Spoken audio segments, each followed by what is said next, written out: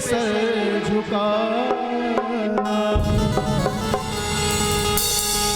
तुझे मिल गया पुजारी, मुझे मिल गया ठिकाना। मुझे कौन जानता था तेरी बंदगी से पहले,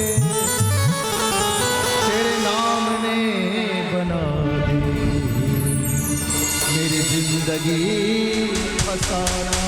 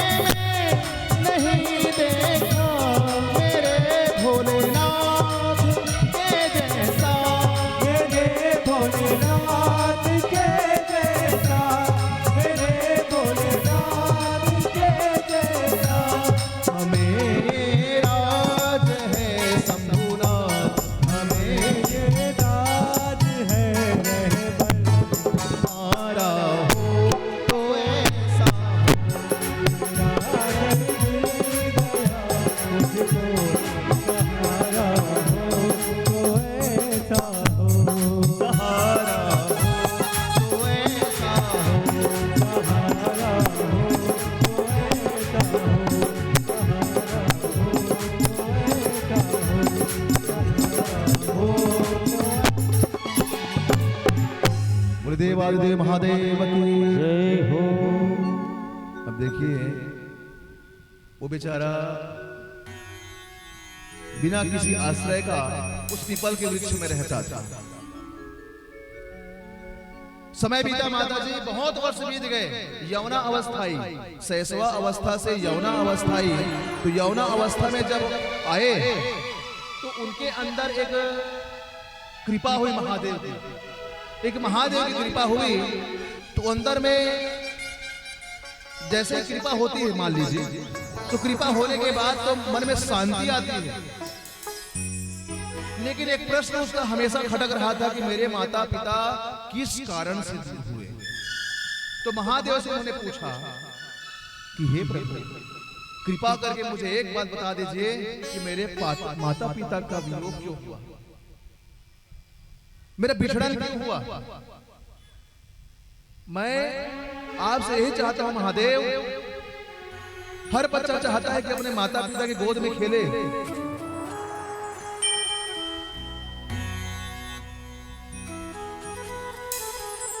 दूसरों के माता पिता को देखता हूं अपने बच्चों को कांधे बिठाए रहते हैं।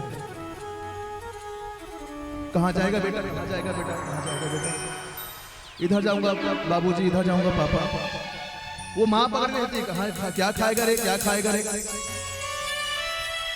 ये बनाओ बेटा, रोटी खाएगा, बिस्किट खाएगा, क्या खाएगा। महादेव मैं इतना गया गुजरा हूं,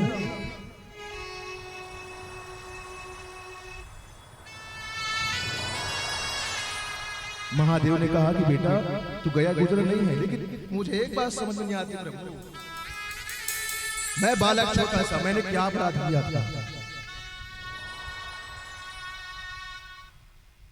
मेरे पिता, मुझे दूसरों को देखता हूं, मेरे पिता मुझे भी बाबा गधा बन जा बाबा, मेरे पापा गधा बनते।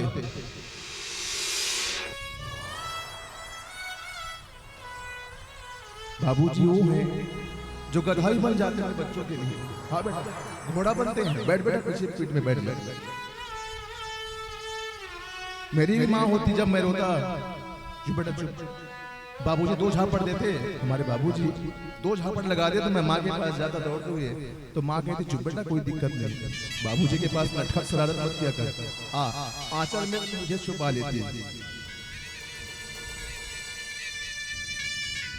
मैंने क्यों ये प्यार नहीं पाया, वंचित क्यों हुआ, दूरी क्यों बनी, मैंने कुछ बिगाड़ रखा था।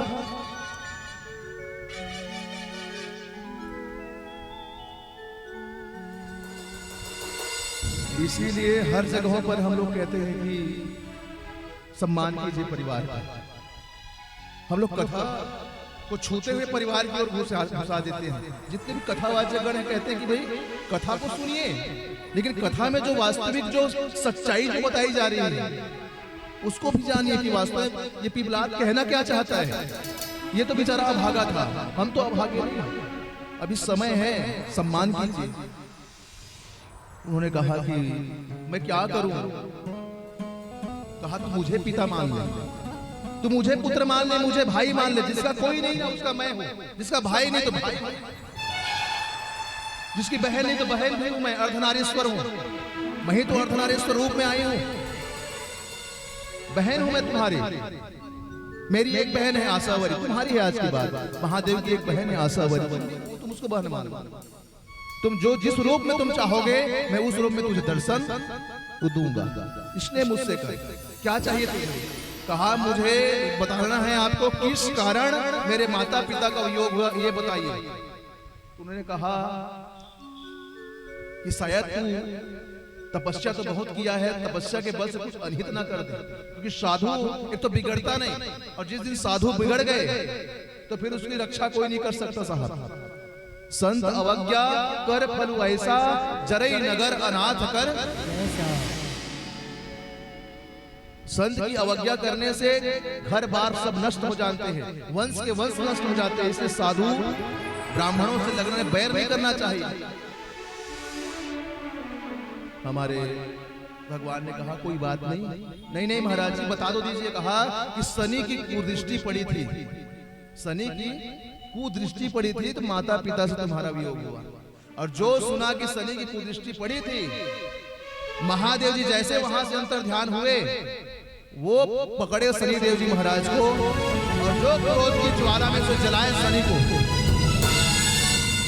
शनि देव जी महाराज जो क्रोध की ज्वाला में जलाते हैं, मुंह करके चलने लगते हैं शनि देव जी। वहीं पर एक संत का आगमन होता है, और संत आते हैं ना तो शांता साधव साधु भूषणा, मैं अनन्य भावेन भक्ति कुर्वन्ति हितदाम। कहते हैं जब संत आते हैं तो शांत करा देते हैं भाई, और जो असंत होते ना, लड़ाई देख करके मजा लेते हैं, दूसरों का दुख देख करके सुखी होते हैं, और दूसरे को सुख में देख करके दुखी, किसी को हंसता देख नहीं सकते, ये असंत है। जो दुखी होते हैं उसको हंसाने वाले संत हैं। नारायण नारायण श्रीमन नारायण नारायण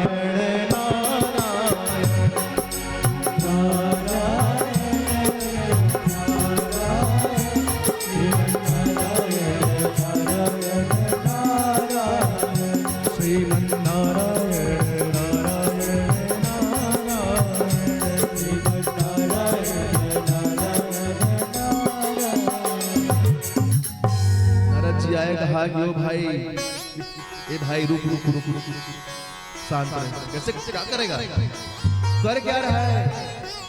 शनिदेव सूर्य पुत्र है, छाया के पुत्र हैं, इसकी माया छाया है, उसके पुत्र हैं। नवग्रहों में विशेष स्थान है, कर्म प्रधानता, कर्म के फल देने वाले राजा हैं शनिदेव। जो जैसा कर्म करता है उसी प्रकार उसको फल देता है। शनि जो है महान देवता है, शनि जी गलत नहीं है, वो चला रहा है। और जब उसको समझाया, कहा कि भैया दंड देना ही उपाय नहीं है, कभी कभी क्षमा कर देना भी उपाय है। एक संत थे भैया, बस एक मिनट लूंगा। एक संत थे, बैठे हुए थे, एक संत बैठे थे गांव में, सब आशीर्वाद लेते थे। प्रणाम महाराज जी, आशीर्वाद, प्रणाम महाराज जी, आशीर्वाद। एक शराबी आया, कैसे इतने कैसे फुल नशे में कैसे थे, कहाँ लाए हैं? आया हूँ बेटा, गंगा से स्नान करके आया हूँ, उधर से होते बद्रीनाथ होते हुए। अच्छा निकल, फिर कनपड़ना भाई समझ में आ जाएगी। अब संत कहा, भैया जैसे भी हो, जैसे कहे। दो झापड़ दिए उनको, संत को। संत ने दो झापड़ खाया, कहा आशीर्वाद बेटा, आशीर्वाद, खुश रहो खुश रहो, जाओ बेटा जाओ जाओ जाओ, आराम करो बेटा। फिर सुबह हुई, फिर वो आया, कहते हैं आज अभी से नहीं गए, कहते हैं कैसे यहीं रहे, विचार है और जाएंगे ना बेटा, कुछ दिन रह जाएंगे। दिए दो झापड़, फिर वो दिए दो झापड़, फिर कहा आशीर्वाद बेटा, खुश रहो खुश रहो खुश रहो, जाओ जाओ जाओ जाओ। अब फिर शाम हुआ, फिर आया वो, अभी नहीं कहते हैं। अब दो झापड़ फेर दिए, और जैसे दो झापड़ दिए, संत के जितने पीछे में थे उनके शिष्यगण लाठी पकड़ खड़े हो गए। एक बार हो गए, दो बार हो गए, अब तीन बार पता, फिर चलिए तीसरा में। संत ने कहा बेटा बैठ जाओ, बैठ जाओ, शांत रहो। तो शिष्य ने कहा आप तीन बार हो गया महाराज जी, खुश रहो कहते हैं, कारण क्या है? तो उन्होंने कहा कारण ये है बेटा कि तुम जाओ, अभी टमाटर 50 रुपए किलो है, 60 रुपये 80 रुपए किलो हो चुका है। 2 टमाटर मांग के देखना बाप, उस बेचने वाले से 2.5 रुपए टमाटर दे दे। एक बार देगा, 2 बार देगा, तीसरे बार गाली दे करके भगा, रोज रोज ये उड़ीम होकर के भगा देगा। 80 रुपए किलो टमाटर है, तो भैया वो एक बार 2 बार नहीं, 2 बार तीसरा बार नहीं देगा। ये बेचारा आता है और 2 झापड़ दे करके कुछ मांगता है, कुछ मांगता नहीं, बस 2 झापड़ देता है और प्रेम से चला जाता है। देखना वो फिर आएगा। और जैसे वो आया, चौथी बार आया, नशे में औधुत था, लेकिन चौथे बार उसका हाथ न उठा, सीधे चरणों में गिरा और कहा महाराज जी मुझसे गलती हुई, मैं अपराध किया, मैं जानबूझकर भूल कर रहा था, अहंकारवश मुझसे गलती होगी, क्षमा कीजिए। संतों ने कहा कि देखो ये देखो, ये है संतों का प्रताप, क्षमा करना सबसे बड़ा उचित है। हाँ, लेकिन एक समय तक, एक दायरे तक क्षमा, उसके बाद दंड भी देना उचित है। भय बिन होई ना अभिनु परितीति होई नहीं प्रीति, कहते हैं प्रेम के लिए दंड आवश्यक है। यहाँ पे नारद जी ने समझाया बेटा सहजा, तू सहजा, महादेव तुमको चयन किए सहने के लिए, बाकी में सामर्थ्यता नहीं थी। उसने कहा हम इसको जो है छोड़ देते हैं इस शनिदेव को, और आज से ये बाल्य अवस्था तक जैसे मृकंडू जी हैं जिन्होंने 12 वर्षों तक ग्रह लागू ना होगा ये भागवत में कहा। और उसके बाद हमारे जो ये महान संत हैं जिसका नाम हम बतलाएंगे आप लोगों को, ये जो महान संत हैं जो पीपल में निवास किए, वो पीपल में निवास करने वाले महान संत ने कहा जो महादेव के ऊपर 5 पत्ते पीपल के अपने परिवार के नाम से रक्षार्थ चढ़ा दे महादेव के ऊपर, तो उस पर कभी शनि की दशा, मात्र 5 पत्ते पीपल के, सोमवार हो, मंगल हो, बुधवार हो, किसी भी दिन हो, जिस दिन मिले, श्रद्धा भाव से 5 पत्ते पीपल के परिवार में कहीं किसी कुदृष्टि हो शनि की, तो शनि का की कुदृष्टि मिट जाती, चाहे 7.5 हो चाहे 2.5। ये कौन है? तो ये हमारे पिपलाद जी मुनि हैं, जिसको हम पिपलाद मुनि के नाम से जानते हैं। दधीची के पुत्र हैं, दधीची और सुवर्चा के पुत्र हैं। इंद्र ने वृतासुर को मारने के लिए उसके शरीर की हड्डी को मांगा था, रीढ़ की हड्डी को, उसी से वज्र बना और उनका जो है संहार हुआ। तो जो 5 पत्ते पीपल के महादेव में श्रद्धा चढ़ावे उस पर बाधाएं नहीं होगी, ऐसा जो है शनि की बाधाएं नहीं होगी, ये पिपलाद जी मुनि कहते हैं। और आज जिस जगह पर उन्होंने तपस्या की थी वहां पर महादेव महाराज पिपलादेश्वर के नाम से जाने जाते हैं। प्रेम से बोलिए पिपलादेश्वर महाराज की। कहाँ है? तो महाराष्ट्र में है। महाराष्ट्र में पिपलाद जी मुनि पिपलादेश्वर महाराज निवास करते हैं। और आज भी जो पिपलाद जी का दर्शन करते हैं, पिपलाद जी के बिठाए महादेव का दर्शन करते हैं, उन पर कभी नवग्रह बाधा नहीं होती। ऐसे महानतम कथाएं शिव पुराण की श्रवण करने में मिलती है। ऐसे महादेव जी महाराज के चरणों में अगर हम नतमस्तक ना करें तो फिर हमारा कल्याण कैसे है? आइए हमारे भगवान भोलेनाथ जी महाराज अब यहाँ पधारने वाले। तो हमारे महादेव जी महाराज की एक अंतिम जो विश्राम कथा है, तो कथा तो बहुत सारी है, हरि अनंत हरि कथा अनंता हमारे कहने से खत्म नहीं होगी, लेकिन समय की जो है रूपरेखा को देखते हुए हम बिल्कुल विश्राम की ओर ही जा रहे हैं। अतएव एक महानतम कथा की ओर आगे बढ़ने से पहले आइए उस महादेव जी का हम गुणगान करते हैं, क्योंकि ये जो सारा कार्य हो रहा है ना भैया, ये सारा कार्य हम जो कर रहे हैं यहाँ पर मिलजुल करके, आप सब हम सब मिलकर के कार्य कर रहे हैं, ये सब उसी की कृपा से हो रही है। क्योंकि मेरा आपकी कृपा से सब काम हो रहा है। आइए उस महान महादेव को जो है कृपा का अनुभव करते हैं।